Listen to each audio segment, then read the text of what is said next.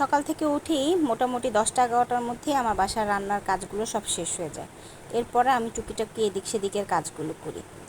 তো কালকেও তার ব্যতিক্রম নয়, সব কিছুই মোটামুটি 10টা-11টার মধ্যেই আমার শেষ হয়ে গেছে। তো শেষ হয়ে যাবার পরেই চলে গেলাম একটু বাজারে কিছু কাজ ছিল। তো বাজারে গিয়ে হঠাৎ করে দেখলাম একটা লোক ইলিশ মাছের একটি ঝাঁকি নিয়ে দাঁড়িয়ে আছে। তো কাছে গেলাম আগ্রহ করে যে দেখার জন্য কী রকম ইলিশ মাছ বা দাম কেমন।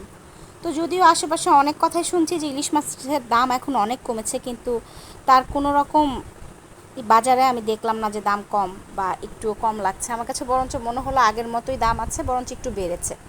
তো যাই হোক, ওভাবেই গিয়ে পরে ইলিশ মাছটা কিনলাম। কেনার পরে আস্তে আস্তে প্রায় বাসা আসতে আসতে 1টা বেজে গেল, যে কারণে ওভাবে আর কোনো কিছুই করা হয়নি। খুব হুটহাট করেই মাছটা কেটে ভেজে পেঁয়াজ দিয়ে নিলাম, বাস রান্না শেষ। ইলিশ মাছ অবশ্য ভাজাই খেতে বেশি ভালো লাগে।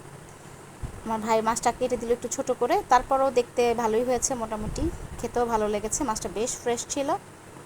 কিন্তু মনে হয় যাই হোক না কেন, ইলিশ মাছের দাম এদেশে আর কখনোই কমবে না, এটাই ফিল হলো আর কি। যাই হোক, সবাইকে ধন্যবাদ।